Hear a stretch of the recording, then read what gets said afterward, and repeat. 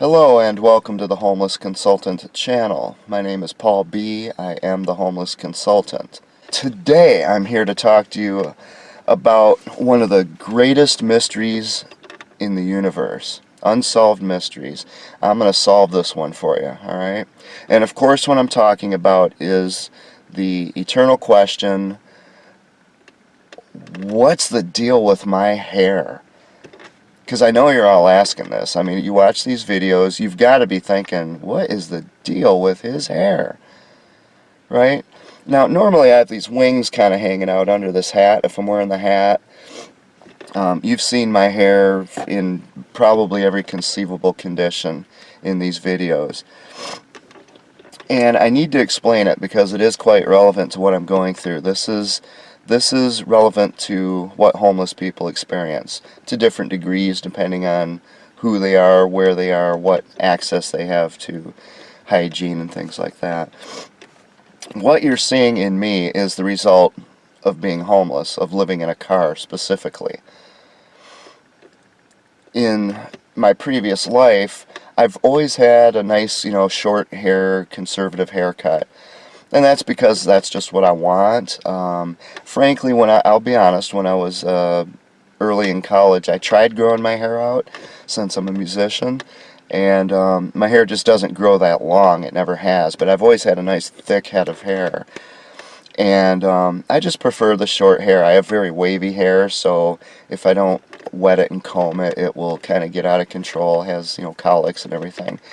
So I've just always liked a nice, short, conservative haircut, something that's really easy to basically run my fingers through and don't even need a comb necessarily. So since I've become homeless, though, something else has happened.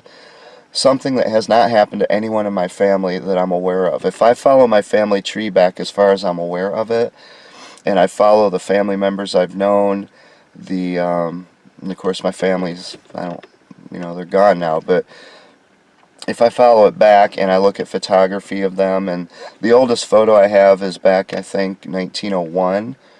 One of my great-great-great-great-grandfathers was the oldest surviving Civil War veteran from his state, or at least from his regiment, and he was flying in a biplane, so they did a news story on him I think it was 1901, might have been a few years later, and it shows him, this old guy with a scarf and the goggles, and he was going up in a biplane, and, apparently I inherited his zest for life, but my family has never had what you would call baldness, like male pattern baldness, the thing where you get the kind of curve up here. My family's never had that. As far as I know, everyone has had a full head of hair all the way to the grave. And one of these things is not like the other, because what's been happening over the last couple of years, especially the last year, is I'm going bald. I don't know if you can see it here because I've grown my bangs out to kind of do the comb over thing, but if I put my hand on my scalp, I can feel the cold fingers on my scalp. I cannot feel it here. It's too much hair. But here, it's all falling out, and in the more or less typical male pattern baldness area, I'm losing my hair. And I don't know of anyone else in my family who's ever had that, male or female. I never had anything that remotely resembled that until I was subjected to these inhumane, horrific conditions of being homeless. And so I want to kind of give you the two main reasons why my hair looks as bad as it does most of the time. The first reason is just the conditions of being homelessness. You've got different degrees of malnutrition, and there were some points where it was third world level. I had no food, no money, no way to get food, period. No food, starvation level. There were many times before I was able to get a job, which was a whole nother story. That's a legal thing, not, a matter of laziness. When you're homeless, you can't get a job. When I do eat, it's very poor nutrition. I cannot prepare food. So in the last, now 5th year I'm in this, I have not been able to have prepared food for the most part, unless I go to a restaurant and spend that money for it. That's money I can't afford to lose for that, you know. It just costs too much to do that all the time. The stress. You know, I try in these videos to explain what stress really is, such as having zero privacy, because people who are sleeping in a nice, warm, comfortable bed keep coming up to me wanting to get their meth from me, or their cocaine from me, or their heroin from me. When I'm not a drug dealer, I'm not a drug user. I hate drugs. I fight against drug abuse. Always have. And yet, I have to look at people who live in a normal life coming up to me thinking I'm dealing drugs. That creates stress. Being in this car, and every time when you can sleep, knowing that this is what you could wake up to, scares the daylights out of you. Seeing what I see, experiencing what I experience, the stress is unbelievable. And I'm starting work on a pretty big video. It's going to be a long time before it comes, but you know, I had studied this in great depth many years ago, and I'm revisiting it. Comparisons between what the people in the Holocaust experienced, their daily experience of the Holocaust, versus what the American homeless experience. Obviously, two different things going on here, but if you take away the termination of the Holocaust at the ovens, and you take everything else, you're going to be shocked at how similar the experience is. That is stressful. It's traumatizing. This is the kind of thing that will traumatize me for the rest of my life. Just one quick example. One Holocaust, well, not one, many, what am I saying? But I'm thinking of one in particular I just watched. Holocaust survivor, she was saying how there are certain triggers, sounds. These people who terrorized her all these years, terrorized her. The sound of boots walking on the wooden floor, it just triggers absolute sheer terror. All the chemicals go flying through your body, and you just turn into fight or flight. The sound of those boots. Well, guess what made me homeless? This is one thing I put in my original website, which is now defunct, that explained what happened to me in that apartment I lived in. The very sound of those people, from them doing that over and over, sounding like an artillery barrage inside my own home every single day for years, just getting worse and worse and worse. That triggered that very kind of thing. That's how I can end up curled in a ball on the floor at the end of this, when I'm more competent than what I can tell anybody out here. It's called trauma, and it's brutal, and it's ruthless, and it can cause you to lose your hair.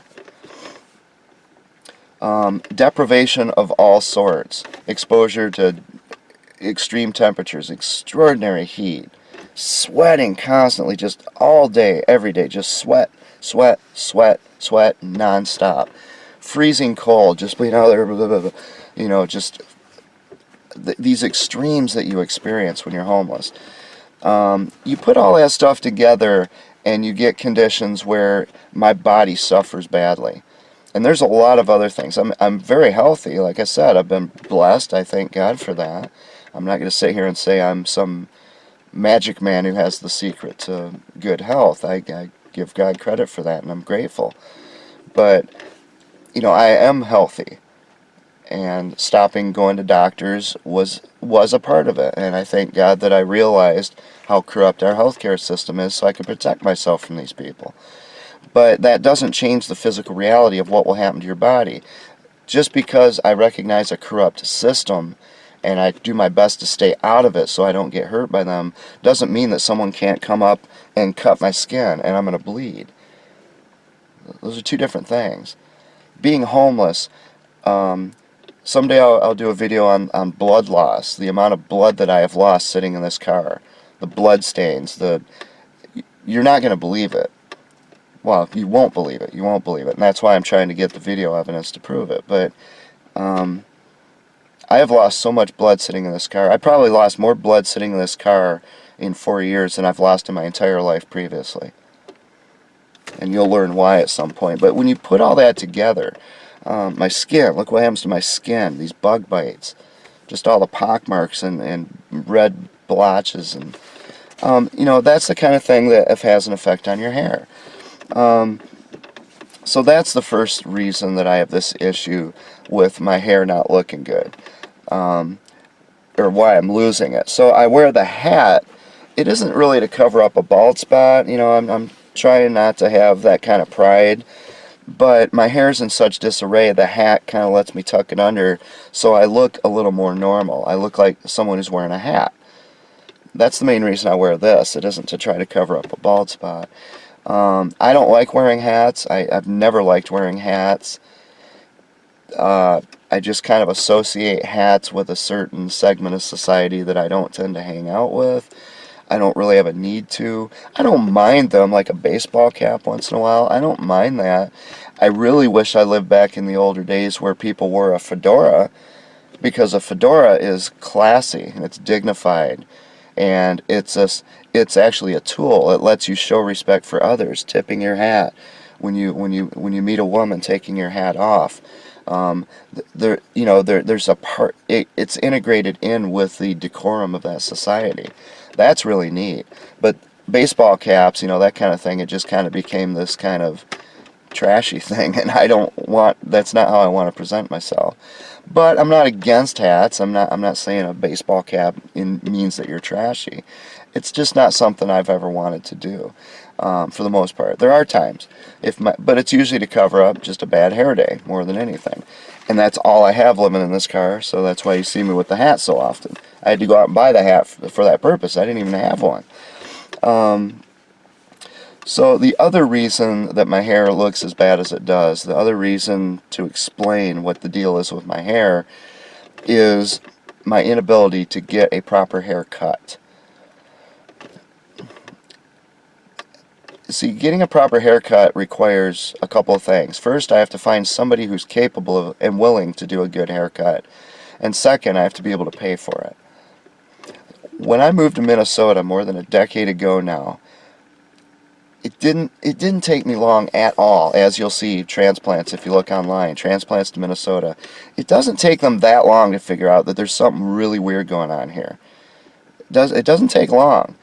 Because immediately, as soon as you cross the border, you start recognizing these things that don't make sense, and you're in denial for a while. It's like, well, it must just be this city, it must just be something here.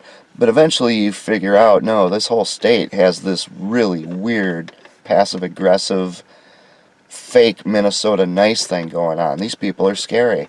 How long it takes you to figure that out and to accept it for real is different for different people. Some transplants, they kind of get integrated in the old, if they come from the NPR school, if they're coming from a place that has a similar vibe like California or a cult or something, they may not recognize it ever. But most transplants figure it out fairly quickly. Well, one of the things you figure out is that these people have no concept of how to socialize properly. They don't have any social skills. They socialize within a cult. So when they go out to normal people, they're not able to really interact with them properly. Well, the thing is, I always went to barber shops. I don't like going to Super Clips or Great Clips or whatever franchises. For one thing, you can't establish a relationship with the person. They come and go all the time. They're just employees. They don't own a barber shop. They're just employees.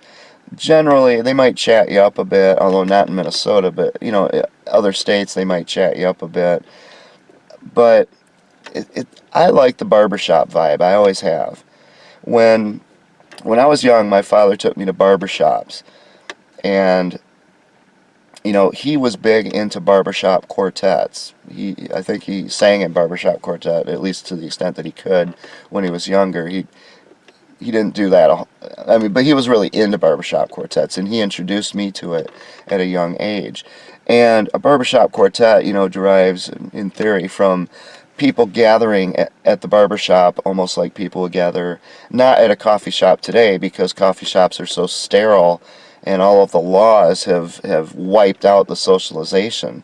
Particularly the anti-smoking laws. They killed any possibility of these places being social gathering points, because now you got to force people to go outside at some point. There's the natural course of events is destroyed by these things. But we didn't have that when I was young. And the barber shop was one of these places. People would gather, people who, when they're going to get their hair cut, they expect to spend many hours there maybe. Because you're going to sit there and read a paper and chat about politics and things that today are anathema. You're going to do that long before you get your hair cut while you're waiting in line. Then you're going to get your hair cut and talk like that. And then you're going to stay for a little while maybe as you're leaving and do some more chatting. It was a social thing. So I learned early on to love getting my hair cut. Never had that with the dentist, I must say. Never liked going to the dentist. But, well, I had a very nice dentist when I was young, though. And I haven't found a decent dentist in Minnesota, but another story. The thing is, the traditional barbershop, you can't have that in an area like this. It's really not possible. Now, if you have a bunch of locals, if they're all part of the same cult, yeah, you can have something like that. It's weird. It's hard to explain. You got to see it and experience it yourself, the way that they interact and talk to each other. But if you come in as an outsider, when you walk into a barbershop in Minnesota, for the most part, you feel unwelcome. People stare at you. They're just like, what are you doing here? You know, it's not like other places where every city I've lived in, I find a barbershop, I go in, and it's like, hey, how's it going? What's your name? And then you come back and you get to know each other, and and you get to know the other customers, and it's a point where you get a foothold into the community, and you start meeting people, and that helps you network and meet other people. In Minnesota, it's just like, what are you doing here? You just get these snarling looks like, you ain't one of us. And that's the problem with cults. They don't like outsiders, and Minnesota functions like a cult. So my point is that I never really could find a good barbershop in Minnesota to begin with. Never, in the last more than a decade. So I found myself going to these super clips things more often than I wanted to. I didn't like it. I don't think they do well, some of them can do a pretty decent haircut, but they don't do the detailed trim job. They're certainly not doing the shave and the massager. They're not doing all the cool stuff that a good barber will do. But I was able to keep my hair presentable and professional throughout those years. Of course, I made a lot of money, so I could afford to do it. But the environment of a barbershop was gone. So when I became homeless, I lost my money and my stuff immediately. So I could no longer afford, something. This is $20 for a haircut. Plus, I like to tip, and a barber is someone I will tip quite a bit. If they do a good job in particular, I will tip them quite a bit. They're professionals. They're providing a service that's important to me. They deserve it. And so a haircut for me is quite an expense, and I'm happy to pay it. But when I became homeless, I couldn't do that anymore. So early on, I found myself having to go to the Great Clips kind of thing a couple times, which I hate. And don't forget, when you walk into a Great Clips or a Super Clips, they don't say, what's your name? They say, what's your phone number? What's your phone number? Here, let me look at my serial number tattooed on my arm and give that to you, Super Clips. That's what it feels like. Why a barbershop needs your phone number, I can't even imagine, except for the 4 years I spent researching and writing a book on information gathering, sales, trading, and the weaponization of personal information about other people. Other than that, I can't imagine why a barbershop would need to know your phone number, especially when most of the time they don't even bother to learn your name. Something's going on here. That's another story. I don't like going to those places. And I've gone into those places and I've told them, I'm not going to give you a phone number. I'm just here for a haircut, please. And I've actually had in more than one case where they've told me they can't serve me because I wouldn't give them my phone number. And they had me leave the place. And it's not because I got all upset or anything like that. They just said, we have to have a phone number for us to serve you. Sorry. And they would even say, well, why don't you just give us a bogus phone number? And I said, because I don't like to lie. I mean, what kind of a scam are you running here?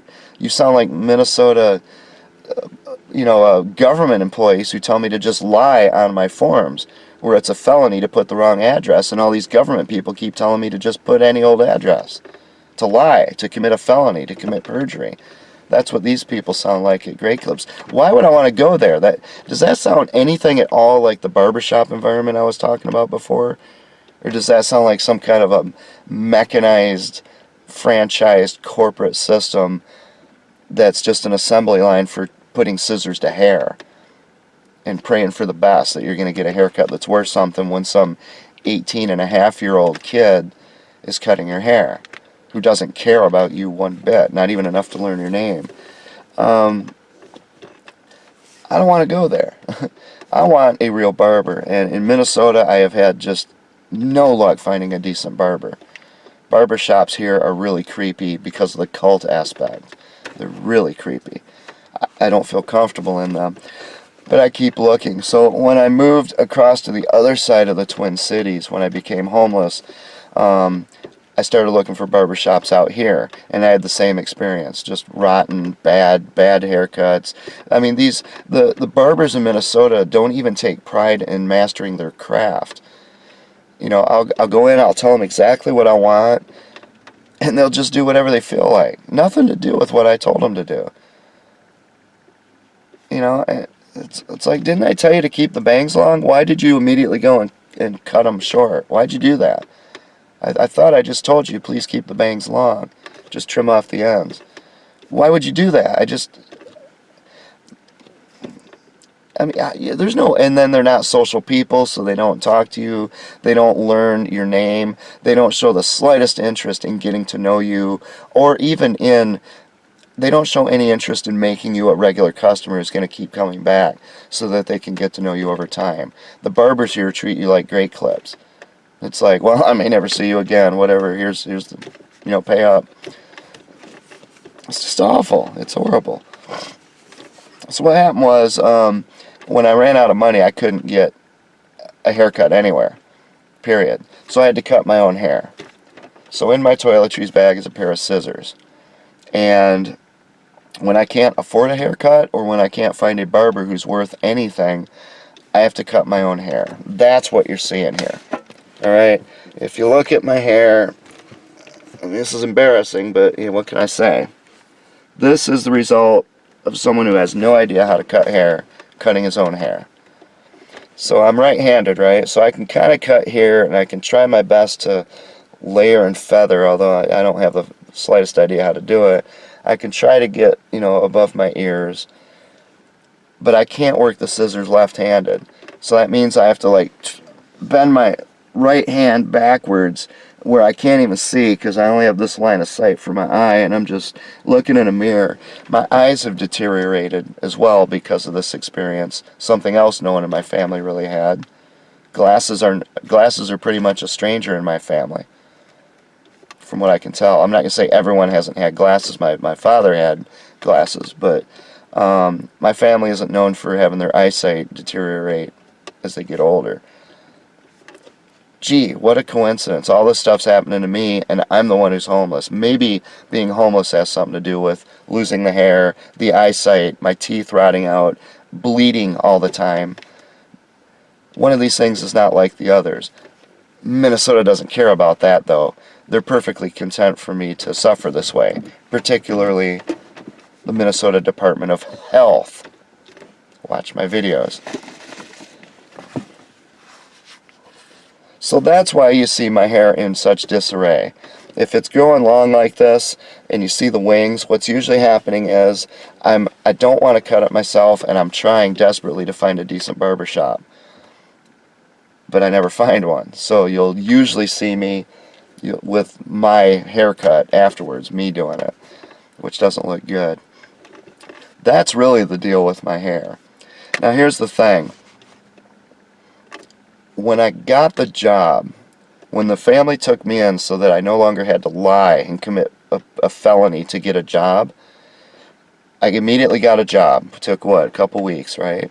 And I had a job, the same job I have today, more than 2 years later. When I got that, I started going out to get my hair cut again, of course. Duh. You're getting a job, you're working at a job. Um, I looked at the barbershops in the area. I had already done that because, I did have some money when I first became homeless. Didn't find any. I found another barbershop, so I went in and tried that. Now, when I went inside, what I saw was this. Basically, an empty barbershop with holes in the floor where like 2 or 3 chairs had once been. One chair, um, a big, tall, gangsta-looking guy with a razor in his hand, a 10-year-old kid, his son, kind of just sitting there playing on the seats. He's cutting some guy who looks like Ben Franklin's hair, right? And they're chatting about politics. You got to understand what I saw there. What I saw was an aging guy, kind of balding, sitting there having an argument, a political argument with a gangster who's holding a razor to his head. It was wonderful. It was beautiful. That is what I've been looking for. Okay, because that's what a barbershop is.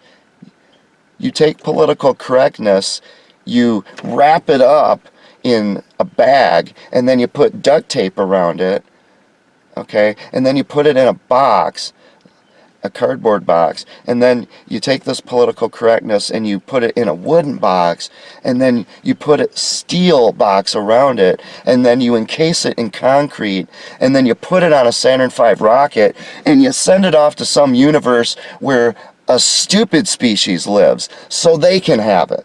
That's what you do with political correctness in a barbershop. These guys were not politically correct. They were saying what was on their mind. They're arguing, but they were totally respectful of each other, because that's what civilized people do. They don't engage in political correctness. They engage in classy, dignified behavior.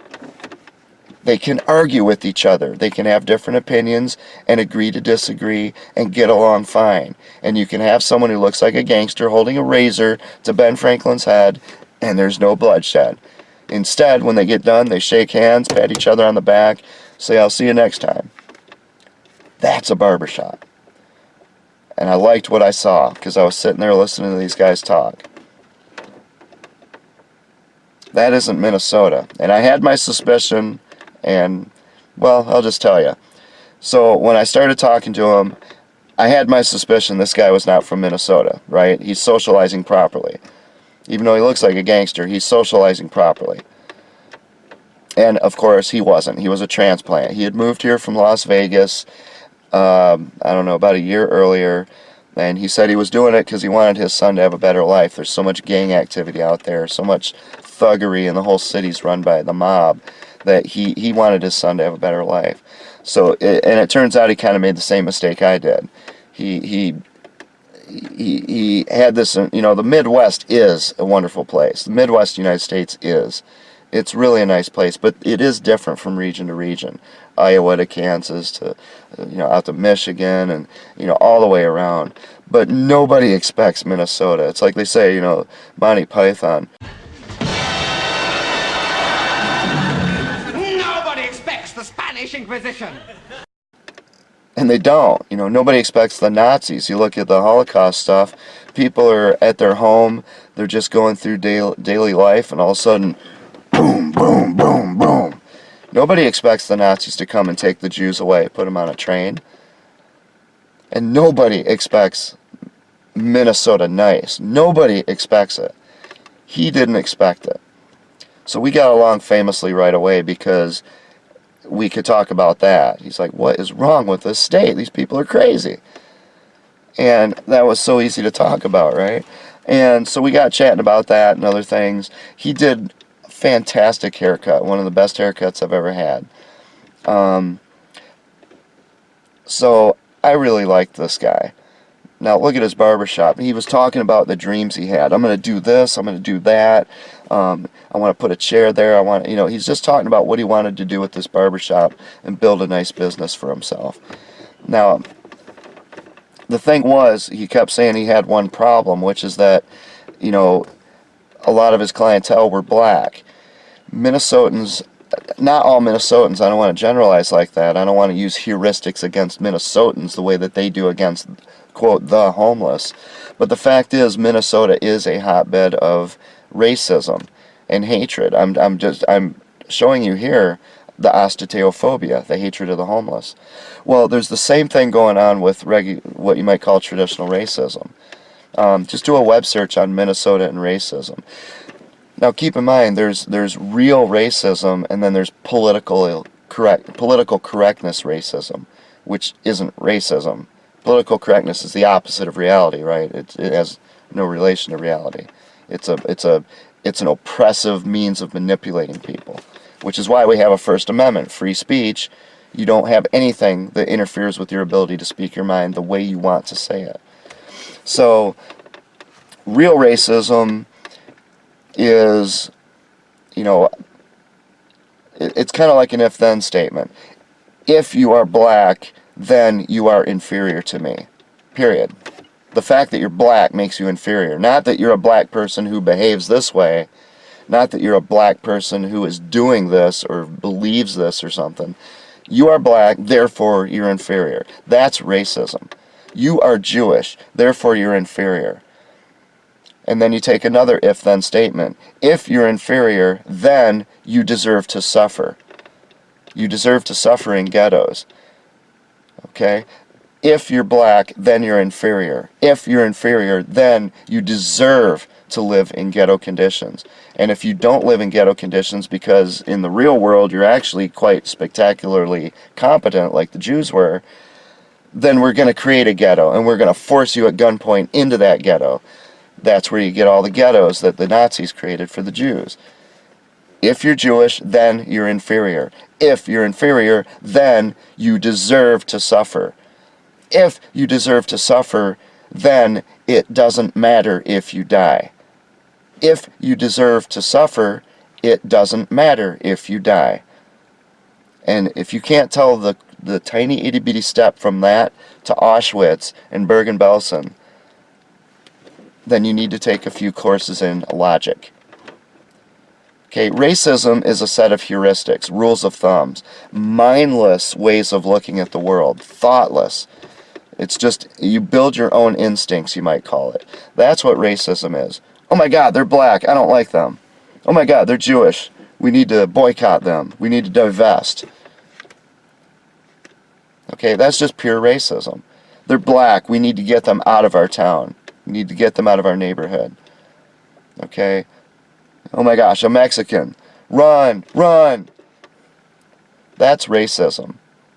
Now, politically correct racism is, it doesn't have the if-then statements. It's basically a matter of, if you point out the true, real, obvious differences between different races or different colors, that makes you someone who is equivalent to someone who hates those people. And again, political correctness synonymous with stupidity. It makes no rational sense.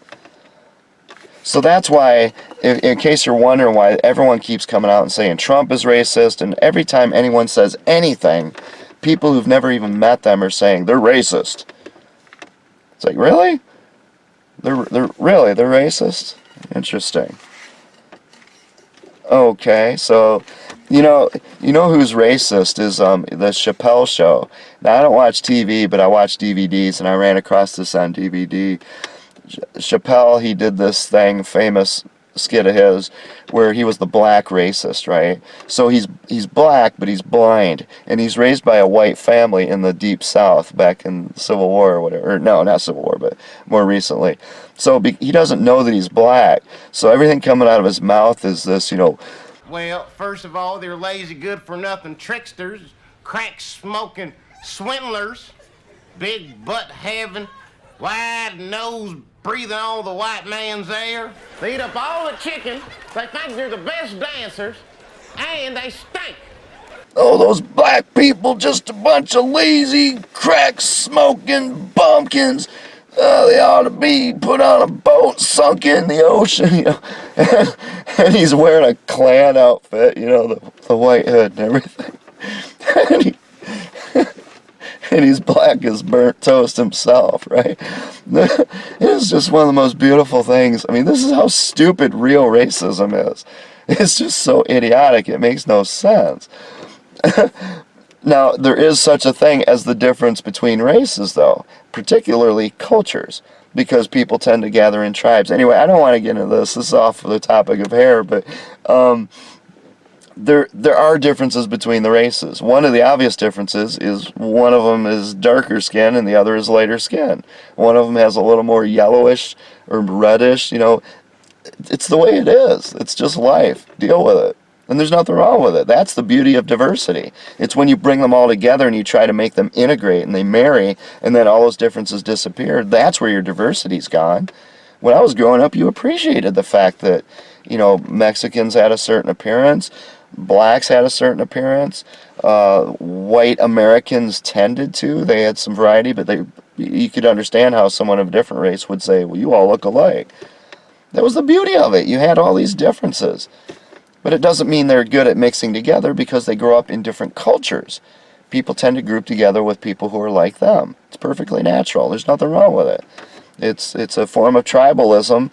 It's what Minnesotans do in a sense. The problem with Minnesotans is that they are in a boiling pot country, and you can't do that there. If they went and formed their own country, they can behave like they do now, and there's no problem because they're creating their own culture that's different than the rest of the universe. But you don't do that in the middle of a melting pot where everyone's supposed to get along together. You don't sit there and say, well, we're special because we're us. Don't really have any explanation beyond that, but we're special. So you stay away from us. We're not going to allow you into our crowd because we're better than you. I mean, I don't know what the ism is with Minnesotans. It's like everyone-ism or something. It's like anyone who isn't them is inferior. If you are not a Minnesotan, then you are inferior. And everything else follows from that. If you are inferior, then you deserve to suffer. If you deserve to suffer, then it doesn't matter if you live or die. Hence, 10,000 homeless people who suffer and die without any assistance from the one state in the country that goes on TV and says, we're the nicest, friendliest, most neighborly, most caring state in the country. That's how you reconcile that ridiculous lie of theirs called Minnesota Nice, where they turn reality 100 degrees on its head. It's cultism. So there's a difference between races and tribes and cults. There's some overlap in there. But the point I want to make with all of this is that, the guy who was cutting my hair, who was such a nice guy, he looks like a gangster, but I gave him a fair shot. Because I'm not racist. I didn't look at him and say, well, here's a guy who looks like a gangster. I'm out of here. I'm not even going to give this guy a chance. If I hated him, I wouldn't have given him a chance. I'd go like, ew, there's a black guy in here. I'm not letting him cut my hair. The guy's holding a razor. I'm out of here. I didn't do that. I sat down and evaluated the situation. You evaluate the individuals. Okay? When I'm in these hotels and I hear and see these gangsters' behavior, I can evaluate them. Because they behave in a trashy, undignified, unprofessional, just trailer park manner. That's their behavior. And I have correctly evaluate that. This guy didn't behave that way. He had a bit of the gangsta vibe, but that's part of what he grew up in. You could tell this guy was committed to trying to be a professional, trying to raise his son properly. And I respected that very much. I came to really like this guy, really like him a lot. But he was from another state. The thing is, Minnesota has this real racism going on. And again, search on racism in Minnesota. It comes out in the news every once in a while because it's so ridiculous. It's the kind of stuff you haven't seen since the mid-1800s in Alabama or something. That's why some people have called this Kentucky of the North, Minnesota, right? And they had those kids, those college girls who came out a few years ago with their YouTube videos.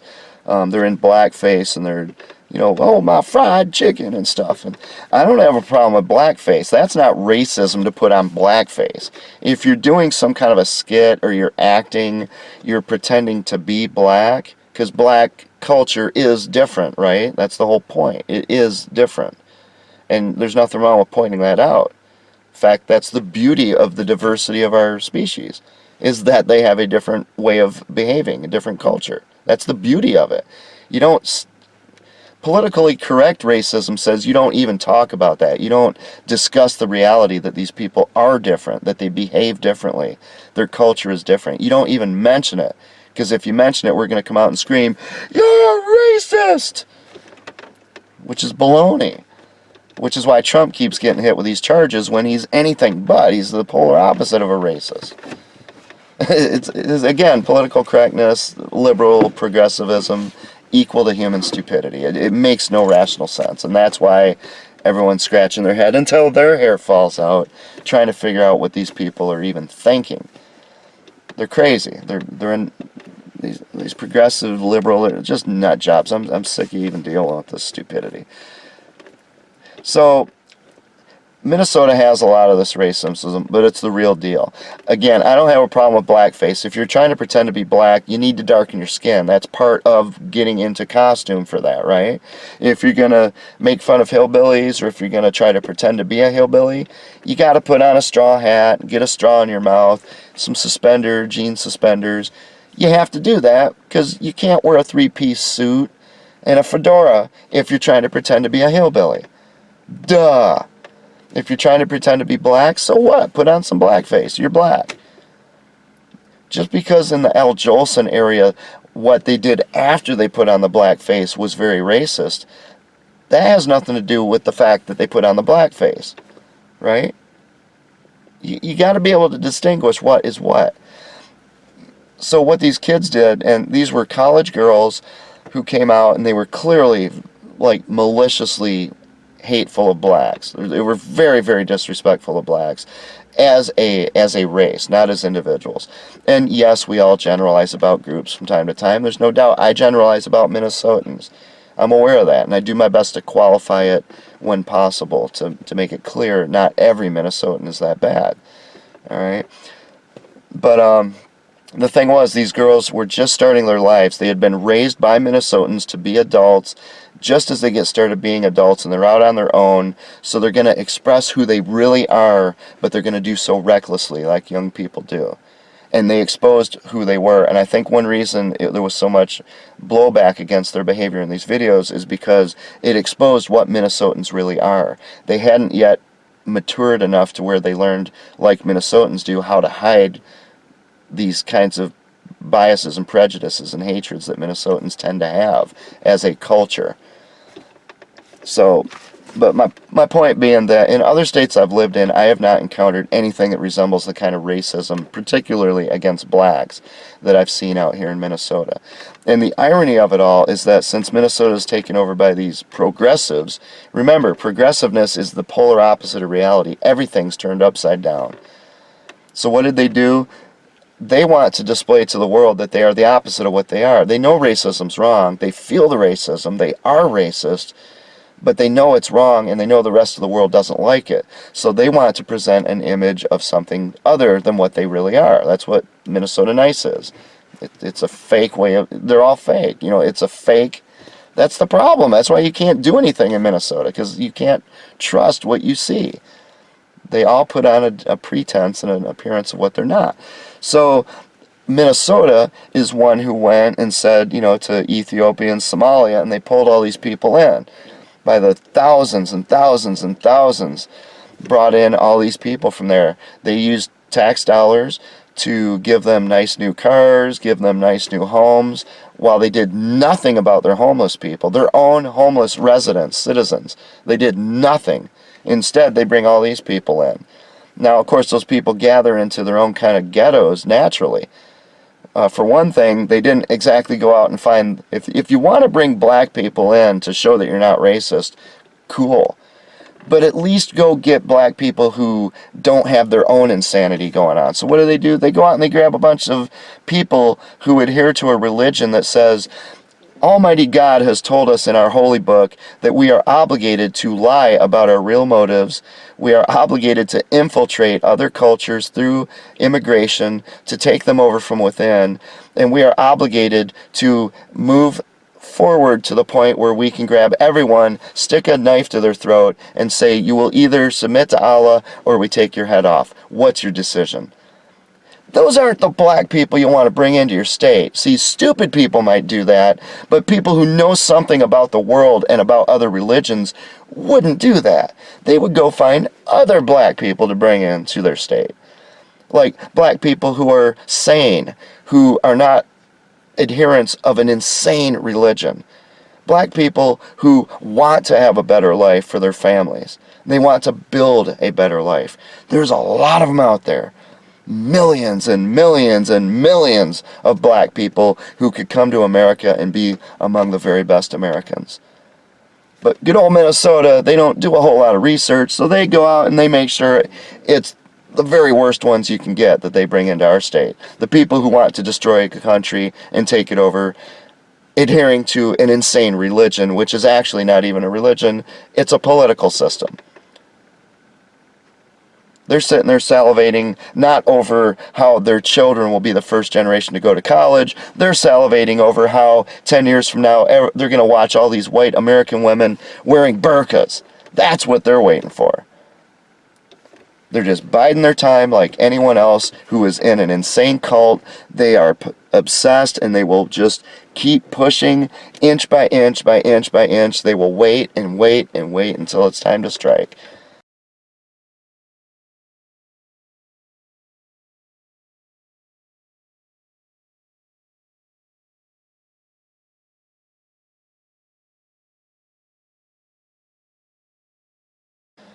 Minnesota, they just don't think. They don't research anything.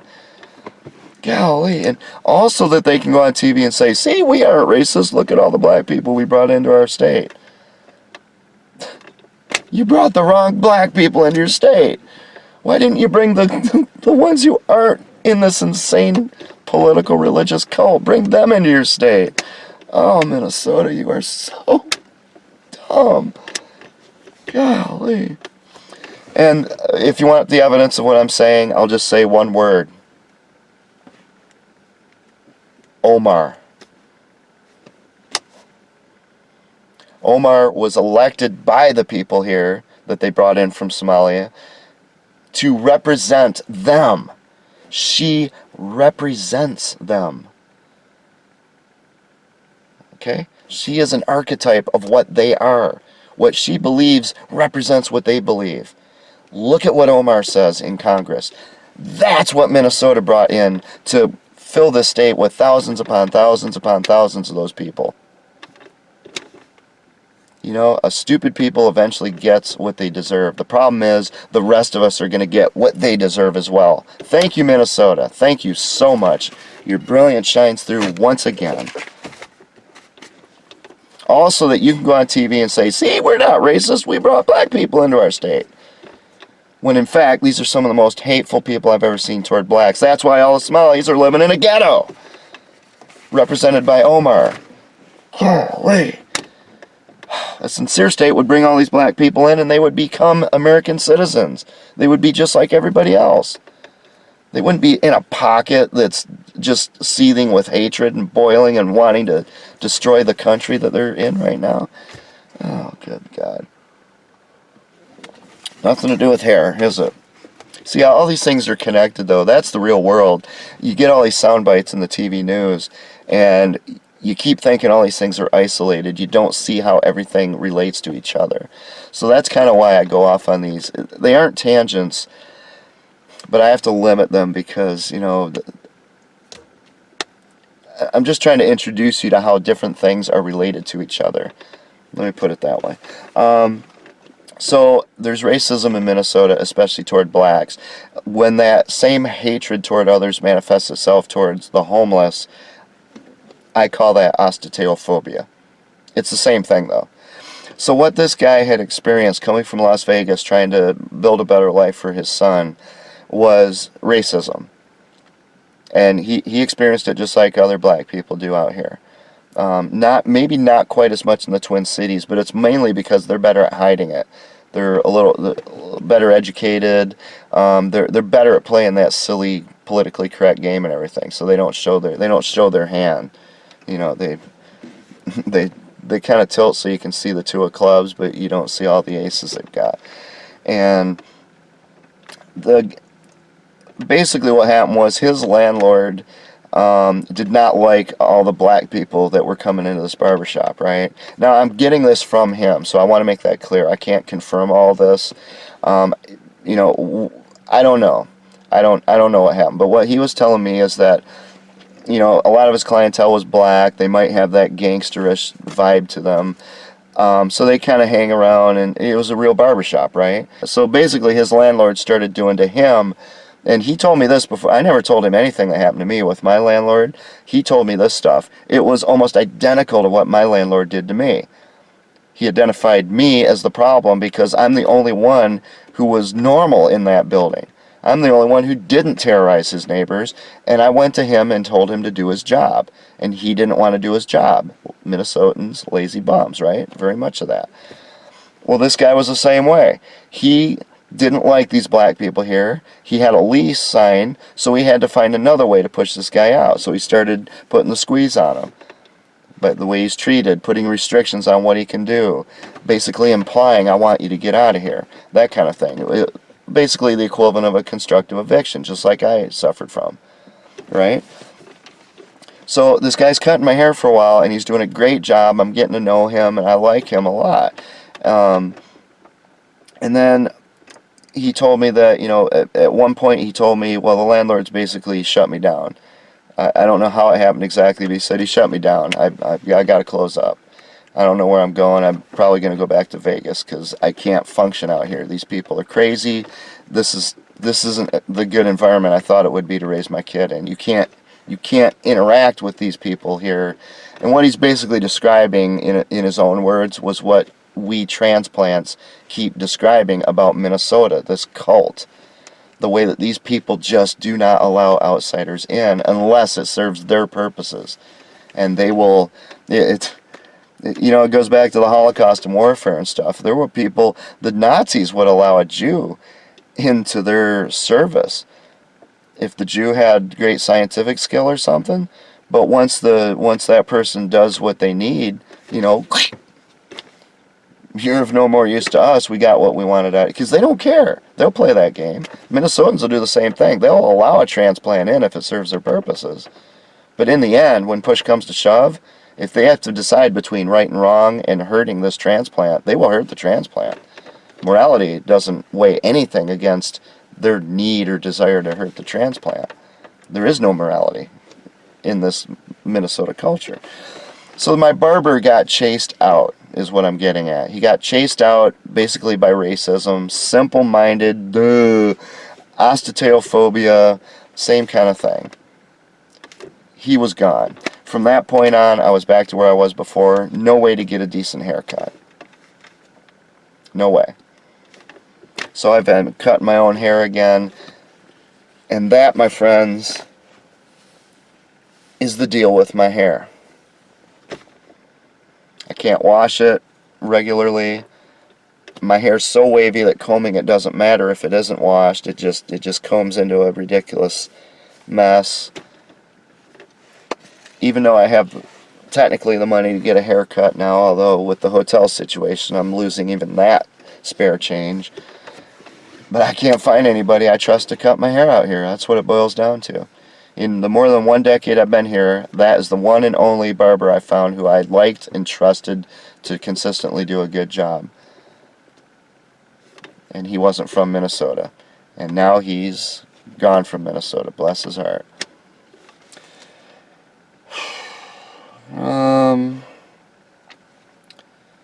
Let's see, what else do we have here? Okay, I put a note on here. I don't know why I'm going to mention this. It's totally irrelevant, but it's kind of related, but it's not relevant to this topic. I just want to point out, there's these people, when you get into the modern progressive and all this stuff, in the technological region, the people who feel that way, there's this thing called transhumanism, where they think they're going to augment the human body and turn us into supermen, which sounds a little familiar if you know your history. The Ubermensch, right? But, this is different. This is totally different. This isn't genetic engineering. This isn't eugenics. We're going to use technology to augment the human body, but of course only of people who deserve it. But, this is nothing like Nazi eugenics. History, those who do not learn from history are condemned to repeat it. The leftist liberals gave you communism, Nazism. Here we go again. Anyway, my point is these transhumanists think that by technology they can turn us into super people. We're going to be able to see in infrared, and we're going to be able to run like the $6 million man, you know, and it's just, oh my gosh. And there's actually people listening to this crap. I'd just like to point out one thing. The definition of understanding how the human body works, one of the things that epitomizes how little we know about the human body is that for all we do have learned and all we know about DNA and everything, we still can't fix male pattern baldness. There's no pill we can just take and all of a sudden you're growing your hair again. There's nothing we can do when our teeth rot out to just take a pill and you grow new teeth. When you're a baby, you lose your teeth and you grow another set. Why can't we do that again? Our scientists are not that good. We want to believe they are. They're really good at going on TV and pretending that they know what they're talking about, but they're not that good. They really don't understand anything about the world they live in. And so much of what they claim to understand is wrong and full of lies, especially if you're looking like astrophysics or climate change. It's just a bunch of, it's humiliating. So I just wanted to point out, for anyone who's even tempted to look in that transhumanist direction, before they say they can convert you into the $6 million man who's going to live forever and you're going to be able to import other people's minds into your body, before you invest your hard-earned money into that crap, remember, those idiots can't even fix baldness, which should be a simple matter of taking a pill, gene therapy, and you got your hair back. You got your teeth back. Hey, where you invest your money is your business. Where you invest your time is your business. But if you're looking at that transhumanism nonsense, I would say look at the precursor to it instead. Go study eugenics in the 20th century, which, by the way, had a real strong foothold in Minnesota. Go figure. Go figure. That's all I got for you, alright?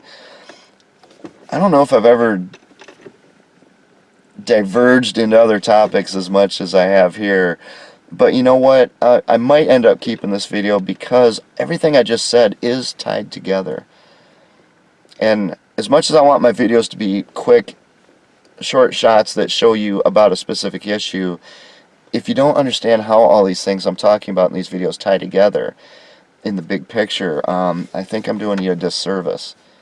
So I would rather have a long video if it does help to, over time, help you recognize these things than just tell you about homelessness. And to be honest, the reason I'm making these videos, yes, it's to reach people today, but I've learned in the years I've been making these videos, I've learned unless the right person finds these videos and they care enough about me to do something about the situation I'm in, I have to write that off. I'm a dead man. This is my diary of Anne Frank. It's what it is.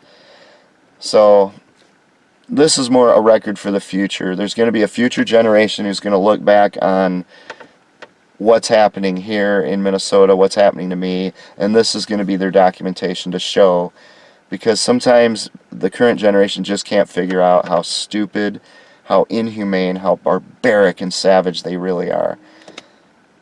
I'm trying to tell you in these videos, I'm trying to demonstrate the barbarism that I'm subjected to by these Minnesotans, but no one seems to get it because they let me keep going and suffering this way. So to those of you 50, 100, 200 years from now who watch these videos, these are probably mostly for you. And if the people of my generation get something out of it, so much the better. And that's why I don't mind the long video. Thank you so much for watching. I hope you got something out of this video, and I really do appreciate those of you who in my generation are watching these. Have a good day.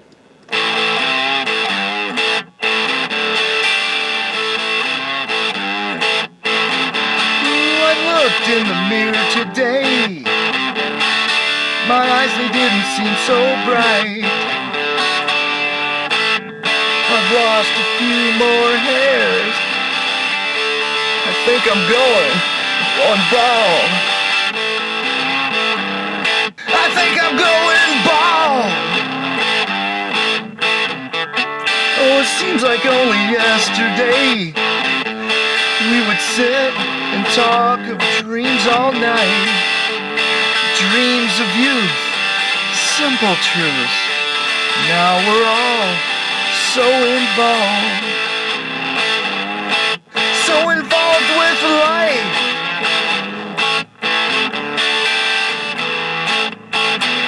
My life is slipping away. I'm aging every day. But even if I'm gray, I'll still go gray my way.